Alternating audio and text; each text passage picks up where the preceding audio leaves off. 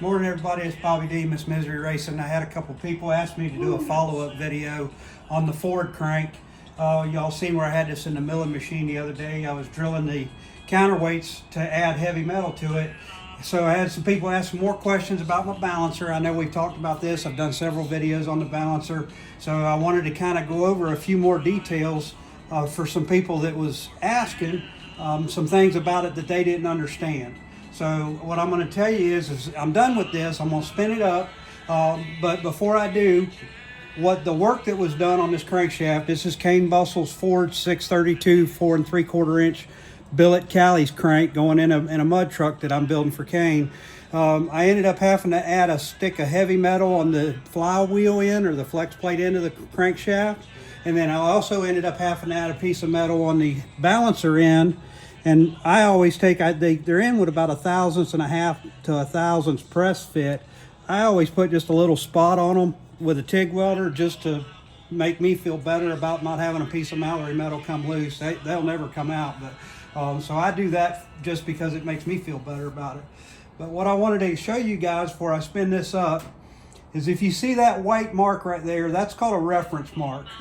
Everything on a balancer is done, if you would imagine, like the clock face. This being noon, of course, and then at 3 o'clock, 6 o'clock, 9 o'clock, so forth.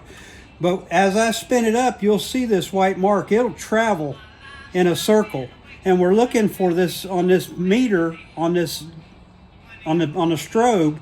And as that needle comes up, and then as you stop spinning the crank, and the crank's turning on its own from inertia, you're not spinning it with the belt anymore, that needle will come up, and then you're watching that to see where it's at in relationship to a clock face. Wherever this needle begins to fall and where that is in the clock face, you have to remember that. So then when you stop the crank, let's say for example this needle falls at 2 o'clock, and when I stop the crankshaft, right here at this point of noon is where the crank is light. So then I would turn it around. If it's 2 o'clock, it's light. You could turn it around to 7 o'clock, and here's where it would be heavy. And this is where I would put it in the milling machine and either take weight out or whatever we needed to do to lighten up right there on the heavy side. Well, this one's all done now. So some people had asked me to do a follow-up video when we got it all finished. So I'm going to spin it up, and what I'm going to have Lisa do once again is we're going to watch this white line. You guys can see, and one of the differences, I've said it 1,000 times before with this machine, is the fact that I turn the crankshaft so fast. Most of your Stewart Warner, Heinz balancers, stuff like that, all the newer stuff, about 500 RPM is about it for those. This, however, this machine, I told you guys before, was done in the late 50s to do a flat plane crankshaft. It was built by Harry Weber. And the whole idea of this balancer, even back in the 50s, was to try to really be able to turn the crankshafts really fast. So anyhow, I'm going to spin up this crankshaft for Kane here, and you guys can see the needle. The needle won't even hardly move at all. To give you an idea, if you watch that strobe, I'm going to tap on the floor with my foot. That's how sensitive it is. That's me just barely tapping the floor.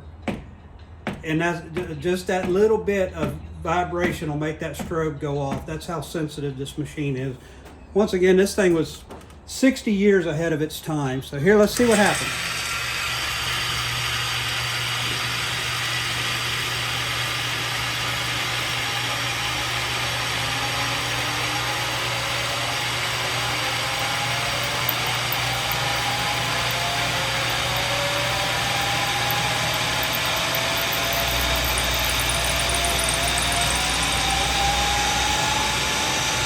You can tell that thing's spinning pretty good. I've said this in another video. I would not recommend reaching up and trying to grab that crankshaft right now. It would probably rip your arm clean off.